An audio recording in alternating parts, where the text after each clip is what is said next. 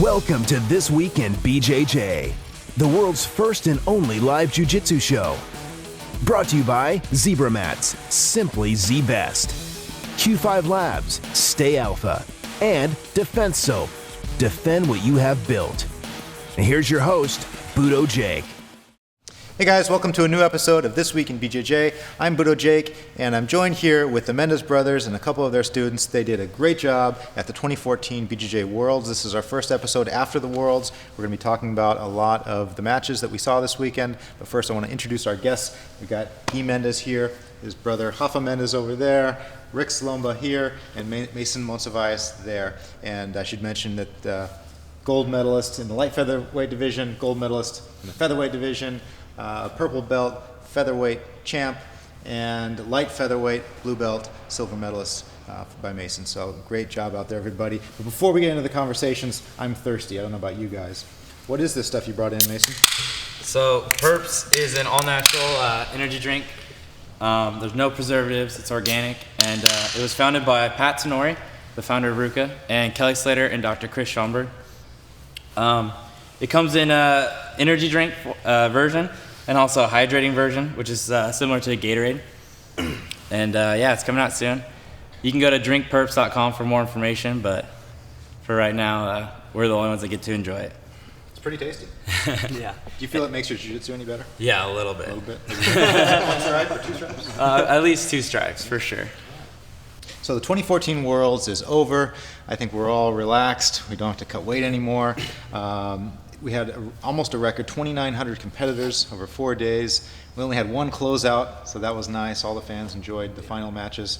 I want to talk to you guys about some of the finals matches, but Mason, let's start with you. How was your experience at the 2014 Worlds this year? Yeah, so I went on Thursday, and I had 6 fights. I submitted my first 5, and then I ended up losing a ref decision in the finals. It was, overall, it was a really good experience. For sure, I wanted to win, but looking back, I'm pretty proud of my performance and can't wait for next year. For sure. You guys have a lot of full-time jiu-jitsu guys at your academy who are just training nonstop for competition. I'd like to know what it does a silver medalist at the Worlds at the blue belt level. What's your daily life consist of? Pretty much just jiu-jitsu. I mean, we're training or we're teaching, so we get to the gym in the morning. During the Worlds Camp, we were training probably 5 hours in the morning, and then we'd have a lunch break and a little nap break, come back, teach kids, and then train at night again. So pretty much just jiu-jitsu. So even at the blue belt level, is it possible for a guy who has a day job to get a gold medal? Yeah, I think it's definitely possible, but you got to maximize your mat time and stuff. Obviously, the more you're on the mat, the better you're gonna get, the faster you're gonna get. But I think nowadays, all the blue belts, and there's even white belts that are doing it now, training full time. So, how do your parents react to the fact that you're basically devoting your life to jiu-jitsu? I think in the beginning they were a little scared. I moved down as a white belt, probably training 6 or 7 months. So obviously it's a little scary, but they supported me, and I think now they're seeing all the hard work pay off. They make it to as many tournaments as they can. I talk to my dad all day. He's always asking me how I'm doing and stuff. So initially it was pretty scary, but now, I mean, I'm starting to reap the rewards. So it's cool to see. And what's the long-term plan? You gonna open up your own school someday? Yeah, for sure I want to, but my main goal is competing. Obviously I want to teach more in the future, but it'll always be associated with AOJ and the brothers. So right now I'm just focusing on competing. Rick, let's jump over to you. You had an amazing performance. You're wearing a brown belt now, but you weren't wearing a brown belt at the tournament. Featherweight division, purple belt, you had an incredible run. Tell us about it. Man, it was great. Dream come true. I had 6 fights. I had 3 submissions. Great finals match. And I won. I don't know. It still hasn't really sunk in just because it's something that I wanted. I think I was always scared to really say how bad I wanted to win, just in case I failed. But now that I did it, it feels absolutely amazing. I'm just still in cloud 9. It's only been 4 days, less than a week since the tournament. How has your life changed since then? Do you have girls knocking down the door? Lots of sponsors? No. I'm married. No, yeah, lots of new friends on Facebook though for sure. Just lots of congratulations, but nothing's changed. Just still going about my day, just teaching class at the academy and training. So it feels really good. Let's talk about that term for a second, world champion. A lot of guys throw around the term world champion. Some guys say, no, only a black belt should be called a world champion. Some people say I'm a 7-time world champion, and that includes blue belt through black belt. Some people say, no, you should only count your black belt world championship medals. What do you guys think should purple belts call themselves world champions? I think BJJ should give a different name or a different day for the black belts, especially for the black belts, because it's the main event, and I won 8 times if you count from blue to black, but I count my titles as a black belt. But of course, I think when you get your black belt. Yeah, after you get your black belt, you need to start from the zero. I think that's how it works. And when you are a blue belt, if you win the tournament, you are a world champion. If you win as a purple, brown, you are a world champion. But once you get your black belt, you are in a different division. And then I think we should just restart and start counting from the zero. I think the same. When you get your black belt, then it's restart. You have to start from zero. Yeah. Okay. Good point. So, and then what happened when you got to the podium? I got promoted to brown belt, which was another dream. I just always envisioned myself. I think ever since I saw Kron get promoted when he got his brown belt on the podium, I think I always dreamed wow, that must feel really cool to get promoted up there. And I did, and man, it did. It felt just as amazing, if not better than what I thought it would feel like. And you didn't grow up in Southern California, right? No. I'm from the East Coast, from Baltimore. And when did you move out here? 2 years ago when the gym opened. And your sole purpose was to train? Yes, I came out here. I sold all my stuff. I had a house and a job, and I left it all to come out here. And I told my wife, I said, I really want to give this a try before I get too old. And she supported me 100%. And so we packed up, drove out, and now I'm sitting here. I can't believe it's already been almost 2 years that you guys, I remember when you had your grand opening almost 2 years ago. That's fast. So what's next for you, Rick? Just keep doing what I'm doing, training hard, teaching class, and preparing for my new challenges at brown belt, and hopefully next year I can do it again. Cool. Okay, let's talk about the finals matches of each division of the 2014 BJJ Worlds. First up was the Rooster division. The finals match was Bruno Malfacini versus Joao Miao. It was a super close match. Bruno edged it out right at the end. They were both in dueling footlocks. Joao had a footlock. Bruno hopped to his back, finished with back control, and that awarded him the advantage, and he took the win. Any particular thoughts on that match? I think it was a very good match. João he's a very good fighter, and Malfacini he's really good. That's why he won so many times. Yeah, I think he won because his experience. João is just starting in the black belt division, so Malfacini was pretty calm. Even he knew it would be hard to pass the guard, but he was always calm. So I think his experience made him get the first place. Yeah, I think when you go to the black belt division, and especially when you're fighting against someone that has been winning these titles for a long time, you need to prepare yourself for any situation to fight. And this is something that I always tell them. You guys want to be really good doing a special move, it's okay, but prepare yourself for everything, because a lot of times in the fight we can't choose, or sometimes if you choose your technique and you have just one good technique or one strong point in your game, it's gonna make it much easier for your opponent to study you and to avoid your attacks. And I think that fight in the Rooster weight division, you can see clearly that Malfacini was expecting João would pull guard, and because of his game, he's ready for top and bottom. He came on top with the advantage, and he was always up in one advantage. And in the end, because the fight was that close, João had to attack the footlock, and Monsevais has a good like back attack, and he ended up in the back. I think gave him the victory. I think like it's cool. It's good to see how confident Monsevais is to come on top against a really good guard. Yep. Speaking of coming on top against a very good guard, you faced Paulo Miao in the finals of the light featherweight division, and you guys trained together before. How much did your training with Paulo before affect your game plan for that match? I think didn't change. Like just watching them fighting, like you can see what they're gonna do. Like they never change. They never change their strategies, and I knew what to expect, and I had my game plan. I thought about attacking the double leg during the whole training camp, because if I open the fight with 2 points, it would be much easier for me. And I tried. One of the referees gave me the points, and the other two, they didn't agree.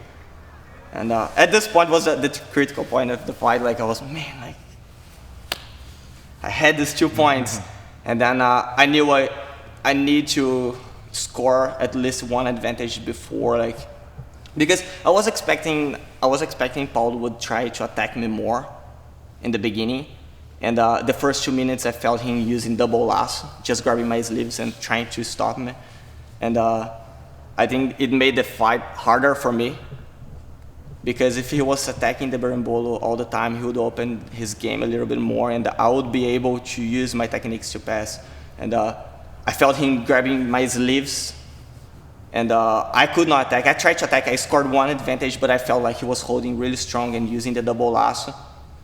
And yeah, I think like the fight was harder for me than I thought, because the way he was fighting, he was holding my sleeves and using the double lasso, and I was expecting him to attack the berimbolo. Did he surprise you with that arm lock attempt? No, I don't think it was tight. Like my elbow was outside the whole time.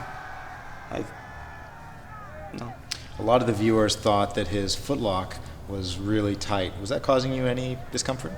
No. We have a secret technique to defend a footlock. Has any footlock ever caused you discomfort? When Rafa attacks my foot, like, it's very uncomfortable. So I know you don't want to give your opponents, the Miao brothers, advice for their competitions, but do you feel like if they change their strategies, they'd have a better success, or do they need to get more focused on their game plan? No, I don't think it's about changing the strategy. I think like they are very good. That's why Paulo won the open class last year. He beat Keenan in the finals. I think he's a really good competitor, like as good as João. I just think like they just got their black belts. Like being in the finals is a really good accomplishment. Like I just think like in the next few years they're gonna get even better. They're gonna learn that like. They're gonna learn and add more techniques to their games, and it's gonna make them better competitors. So I just think like it takes time, and sometimes like you have to lose to learn, and that how it worked for us, and I think that's how it's gonna work for Dan and everybody else. A lot of people think that they can't invert, but for the most part that's not true. Almost everybody can invert. Learn how to invert, and your guard is gonna be much more difficult to pass.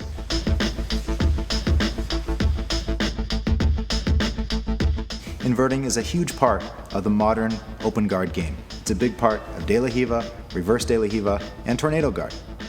In this section, I want to show you how often inversions are used at the highest level of competition to recover guard. Notice how Cyborg stops Glover's hips from coming forward and rotates underneath to recover guard. Break one grip and invert. Now we're going to make it a little bit more dynamic, as Dane's going to try to pass my guard.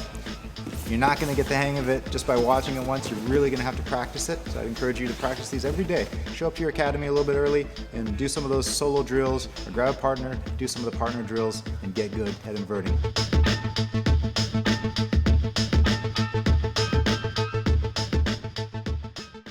Okay, let's switch over to the featherweight division. It was a rematch of Rafa Mendes versus Cobrinha. You guys have fought many times before. Was there anything different in your mind going into this match than previous matches? I was really comfortable for this match. Like, I was not nervous during the whole tournament. I feel I could control myself very well. Like, usually you get nervous like before the tournament, you feel the adrenaline, and But for this tournament, I was like very calm. And me and Gui, we were talking about a lot about this before, before the event, like during the training camp. We were just talking like, why you get nervous, or you don't need to pass through that situation. I think if you do everything that you need to do, if you do all the training and you prepare yourself, there's no need to worry about the tournament. You need to go there and let it flow. Like, you need to just do the whole thing you did during the training. Because if you get too nervous, then you go there and you freeze, and all the training you did, like, why did you do that? If you go there and then you freeze. I think that there's one thing that changed a lot for us. It's the fact that we have our students supporting us. I think helped me a lot, because I know that like winning or losing, like they're gonna support us and they're gonna be there for us. Like, and before was just me and him. Like, was something that like, man, like we are competitors. It's hard to support each other when he lost. Like, how I'm gonna what I'm gonna say. Like, it's too hard. But now we have so many people. Like, we have our students. They are there to support us, and doesn't matter what happened. Like, they will be there supporting us, and it makes everything much easier. Yeah, much easier. I was really calm. I was not nervous during the tournament, and I felt that, made the difference. I could see the fight. During the whole fight, I was calm and trying to understand what was happening. So the last time you fought Cobrinha in the gi, you won. The last time you fought no gi, he edged out the referee's decision. Did that affect anything in your mind? No, I think the one that I lost to him at the ADCC made me more motivated to fight, and I didn't feel any pressure, because I think when you're winning, you kind of have like more pressure, because everyone is expecting you to go there and win and never lose. But unfortunately, happened to us. We lost last year, and then I lost at the ADCC. So I felt no pressure. I was like, pretty comfortable to fight. I had no pressure. So I think, like, just like Gui was saying, sometimes, you have to lose to get better, learn, and then you go there and you overcome and you win. So that's pretty much what happened to us. We really took the experience and helped us to improve for this tournament. Yeah. Unfortunately, one of the coolest moments in your match took place outside of the fighting area, so it didn't count. But you had a really nice back take, but you ended up on the mount, and then you had to restart. And unfortunately, you didn't start in that position. But do you sometimes wish the mat area was larger? Yes, for sure. Because especially in a fight like that, in the finals, tough opponent, you need space. Because in my opinion, that moment of the fight when I got the mount and then I had to stop and restart standing could change the whole thing, So I'm happy, like, didn't change the result, but I wish the mat area was bigger, so it would be harder to pass through the situation. We could avoid this kind of situation. Yeah. The lightweight final was, Lucas Lepre and JT Torres.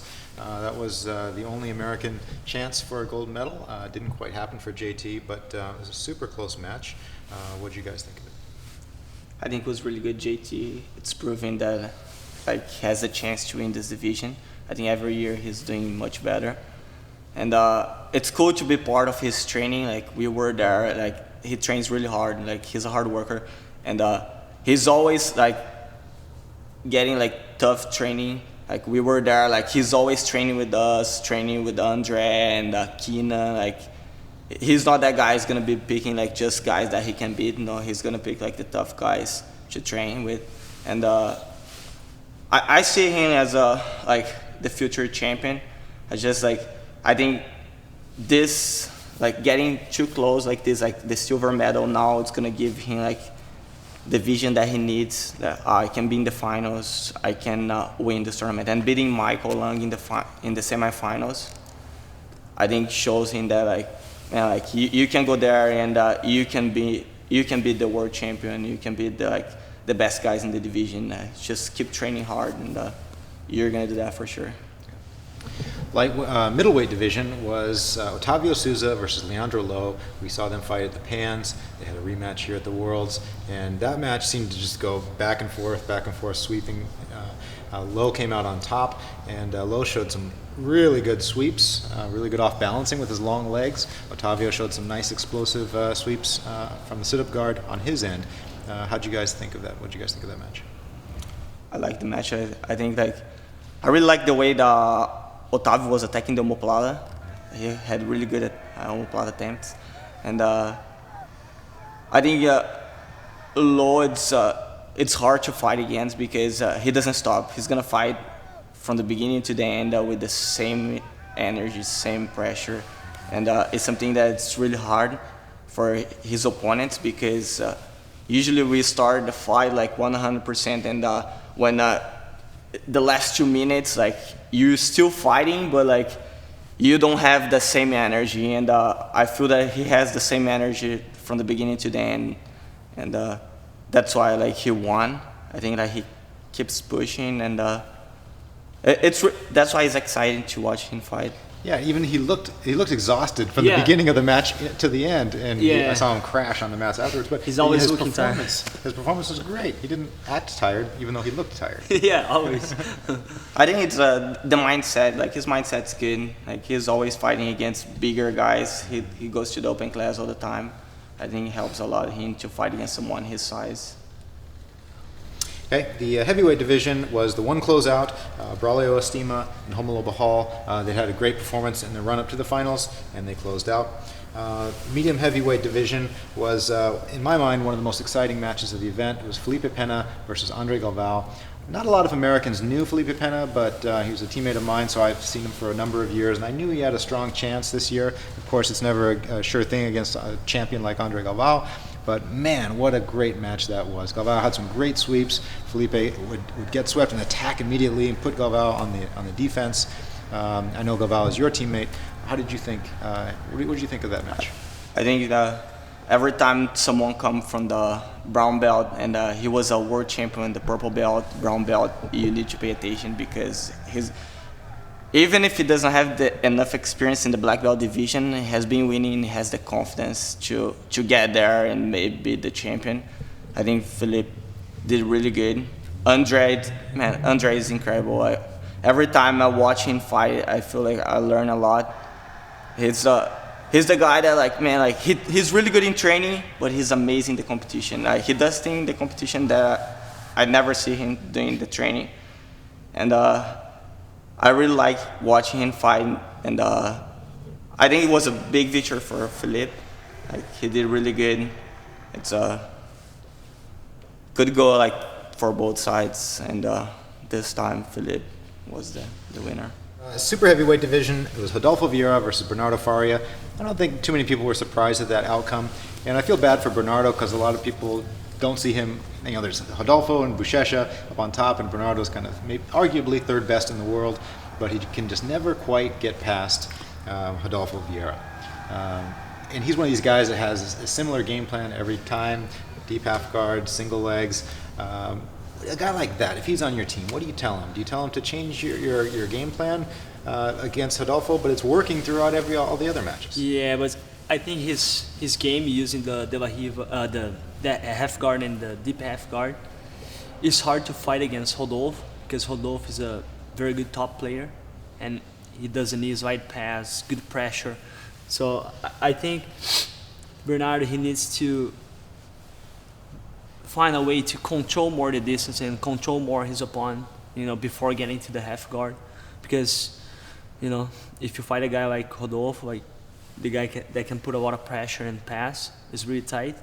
you're gonna have a hard time if you let him get too close. So you would say he should work on his open guard? Yes. Yeah. If he was my teammate, I would be like telling him to like stick to his game, but like try to train something that like would surprise Rodolfo. Like the way I watch a fight every time looks like always the same fight because he's always trying the same technique. Maybe like, okay, he feels comfortable in the deep half guard, but like try a different technique, a different attack that's gonna surprise Rodolfo.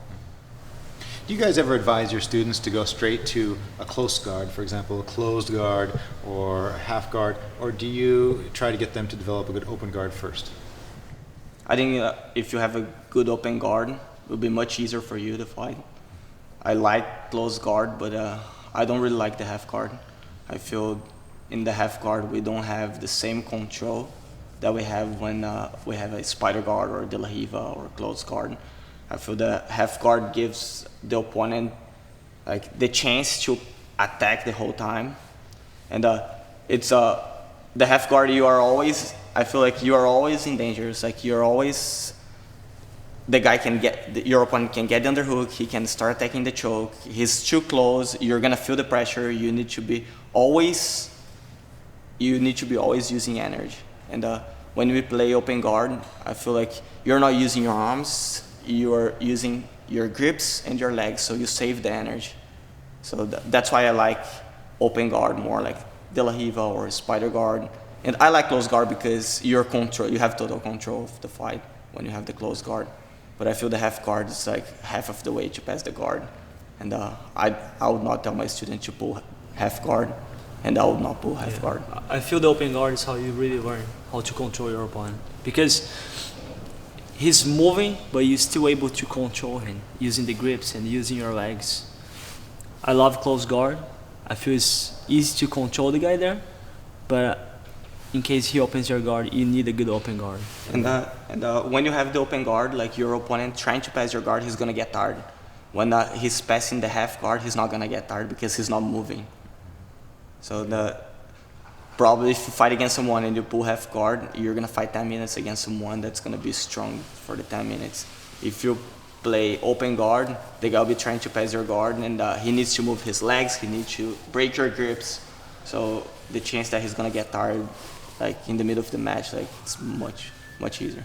Very wise words from the Mendes brothers. You guys that are watching at home, you might want to rewind that and listen to it again. I know I'm going to review that as well.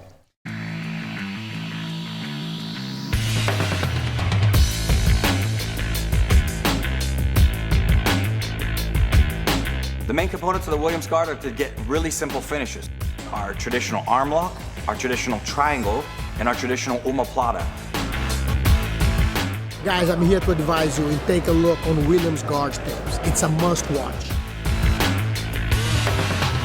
The Williams guard is a very simple part of the closed guard, and the position is a little bit unique in that you can use it in sport, you can use it in MMA, you can use it in self-defense. Last time I had a chance to train with him, I went through hell. Every time I hugged him, my arms were dominated. As long as we're using the right tool for the right job, we'll have success in the Williams guard. Unbelievable moves you guys are going to be able to see in there. If I was able to learn, imagine yourself.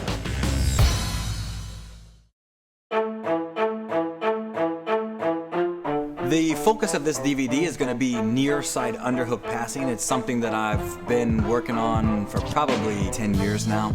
And today it's my favorite guard pass. And we are in excellent passing position now.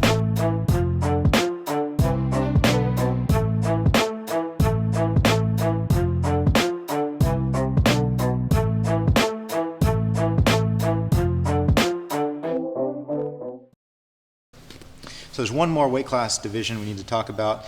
That is the super heavyweights. It was Buchecha versus Alexander Trans. And I don't care what team you're on, everybody loves to watch Buchecha. The way he moves is so incredible. It makes everything almost look like a mistake. It's like he accidentally mounts you. I know most people are in agreement. Buchecha is a joy to watch. So when he was fighting Trans in the super heavyweight final, Trans passed his guard pretty early on. I don't know if you guys saw Buchecha's face, but he started to freak out. And his coach told him, hey, calm down, you'll be okay. But he looked up and he saw the points on the board and he started moving. His coach told him to slow down. He slowed down, and pretty soon he was able to recover closed guard, and then the magic started to happen. Any particular comments on that match? I really like to watch him. I think he's like Roger, but like he's like Roger and Leandro Lo.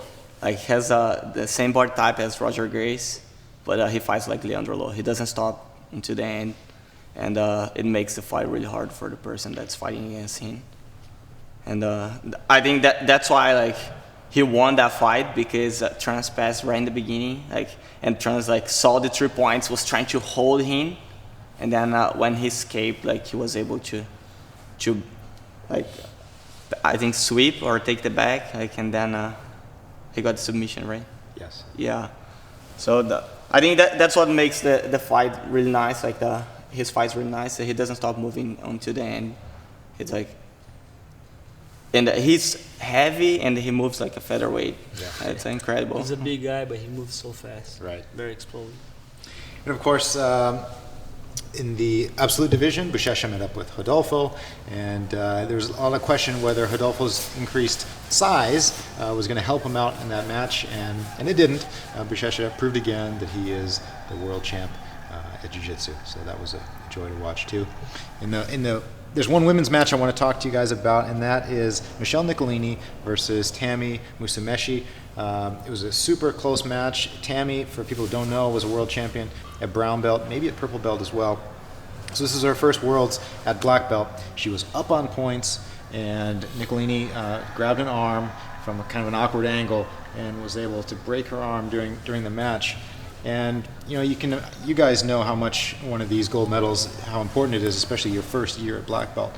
But if you were her coach and you saw her in that moment, what would you have told her? She trains with us when she's in California. Like they live in Florida, but her and her brother, every time they come to California, they train at our academy. Like they fought like as autos in the tournament, and like I was supposed to be there coaching her, but I was warming up for my finals. That's why I was not there. I saw the fight, and she's really good. She won in the purple belt, and she won in the brown belt division. She won Pan Ams in the black belt division. She beat Mackenzie in the finals, and she beat Mackenzie in the semifinals of Worlds before she goes to the finals against Nicolini. And like the way I see, she's the girl that understands better the modern jiu-jitsu, the techniques that we use. Like she knows how to do the berimbolo. She's really good in the scramble. If you watch the fight again, she attacked Nicolini's back, I think 2 times, but she lost the position. I think that was her mistake in the fight. If she needs to train something now for the next fights, would be the back control, because she was able to get there 2 times, and because of that mistake, cost the fight, I think. And was from the omoplata. She lost the back, and then Nicolini put her in the omoplata. And then from the omoplata, Nicolini was able to get the other arm and pull the other arm. And she told me that she didn't feel anything because of the adrenaline. She was not trying to like don't tap or be brave. Like she was just like fighting, and she didn't feel anything. She said like, just like when she tried to use the arm, she escaped from the omoplata. She tried to use the arm, and she felt like she could not move the arm, and then like was just like I think 30 seconds or 40 seconds, and she kept fighting. But I think we're gonna see this girl winning a lot. Yeah, she showed the heart of a champion out there, and it was super close. Definitely, she'll be back for the next one. But if you were there, I know you were warming up for your match. If you were there and you saw her arm in that terrible position, what would you have said? Would you have told her to tap? Is it right for you to tell her? Yeah, no, it's hard to say. Like I'm a competitor too. I know how bad you want this, and like I think like it's hard to tell someone to tap because you're not there. Maybe like we think she's feeling a lot of pain, but she's not really feeling a lot of pain. Like she didn't break her arm. She just dislocated the elbow. She's fine now. Good. It's just like it's hard to tell someone to tap. Even if you're the coach, I think like you need to be there, but like it's hard to say, hey, that, because the only person that really knows like how far they can go is the person that is there, right? Yeah. And I think the kind of, I don't know if it's a written rule, but the understood rule is that the referees stop lower belts if their arms are fully extended, but at black belt, it's, you know, the athlete should know. Yeah, I know, but I think just because it was 30 seconds, like they let it keep going, but like I think they can't stop if the arm it's like dislocated or broken. Right. Like they can't stop the fight. I think it's just like was like 30 seconds and she kept fighting, so like we didn't know what was happening. Like we saw, like we didn't know if she was in pain or not, but like after the fight you could see like her arm was like really bad. Well, I'm glad to hear she's good. Yeah, and she's looking forward fine. to seeing her back in action soon. Let's talk about the overall lessons that we learned from this year's Worlds. One thing that we saw a lot of this year was more lapel usage, and guys passing lapel underneath their legs, stuff like that. Do you guys think that was kind of something that we'll see more of? I think so. I think there's a lot of new techniques that you can use using the lapel. Grabbing the lapel, passing under your leg, passing over your leg. So that's what's cool about Jiu-Jitsu. You can always create something new and improve the techniques. So we have been studying this game, and I think in the future we're gonna see a lot of new techniques. Cool. Yeah, like in the training we were training a lot these techniques Rafa could use against Cobrinha, and Keenan was you used to beat Leandro Lo in the open class. Was really cool, and he was the first guy that we saw using the lapel guard like this, like this way, using the last one, the lapel. And you used it against Rafa used to, like he showed us like the way he does, like we try to use like combining his guard with our techniques, so like worked really good. Rafa was able to use and score points against Cobrinha. Cool. Well, in a moment, you guys are going to show some of your favorite techniques here. But before we do that, just any last comments that you guys want to make. We'll go down the line. Mason?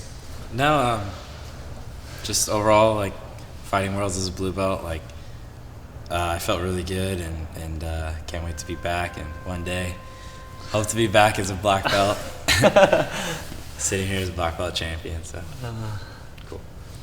I just want to say that I'm so happy for winning this tournament, and I'm so thankful for, all the help and all the support that my students they give us, and my family and everyone that's around us.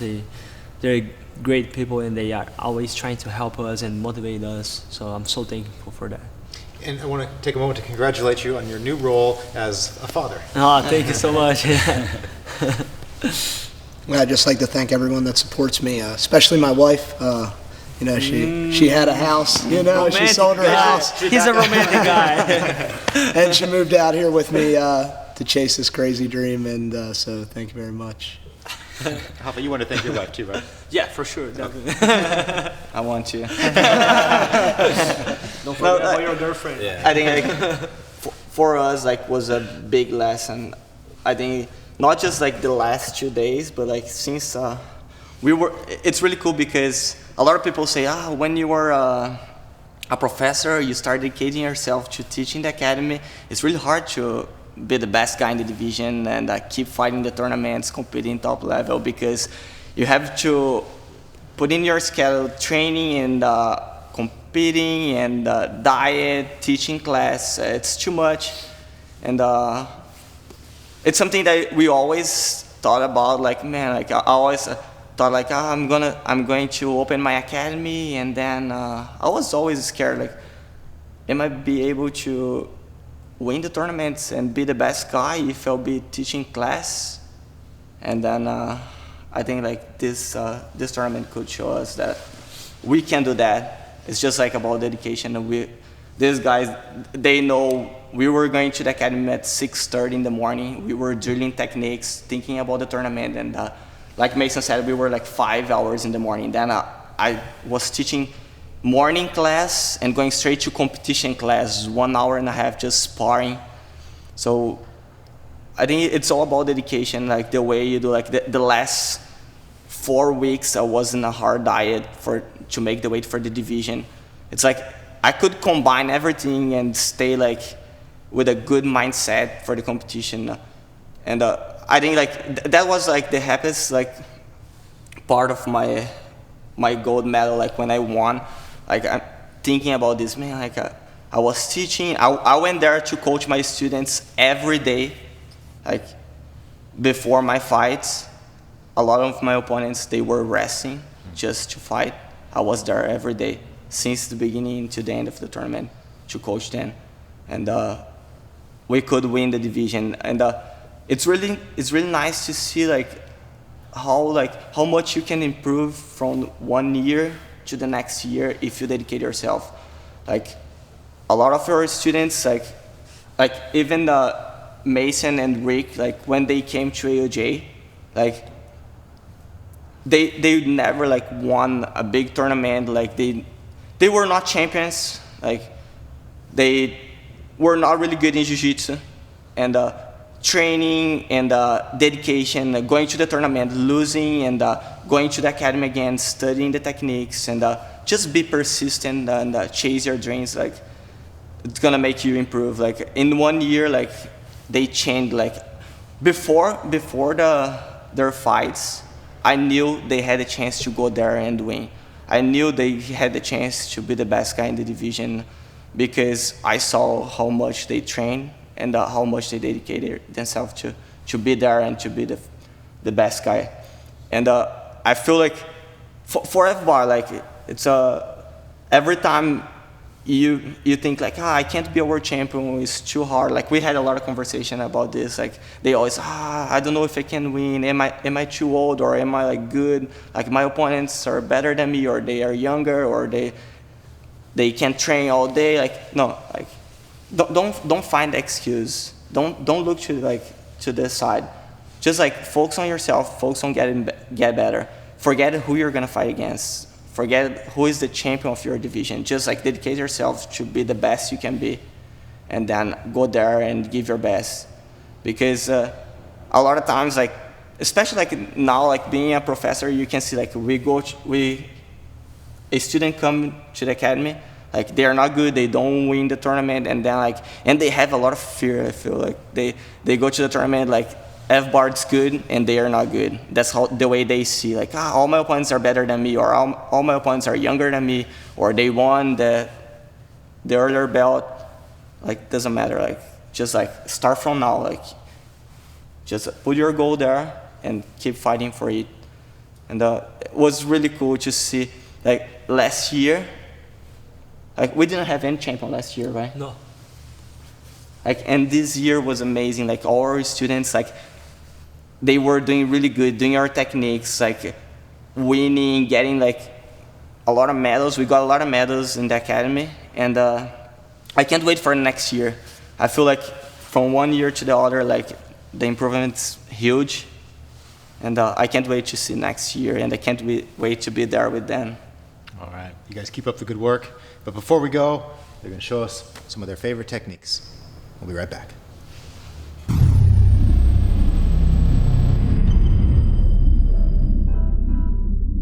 Since the beginning of the year, we were training. Can you show us one of your favorite passes? It's a from double underhook pass. If you stand up to pass, they start using the De La Riva. When you feel like you have the pass, you start controlling the head, and then you can go to side control. I like to use this technique to take the back. I'm not gonna get the side control, but we're gonna use the double underhook, and from there, do the transition to the back. Once you get to this position, you feel you're controlling your opponent, you can use your chest, and then you can drop your knee a little bit. And when are we going to see you guys competing next? Soon.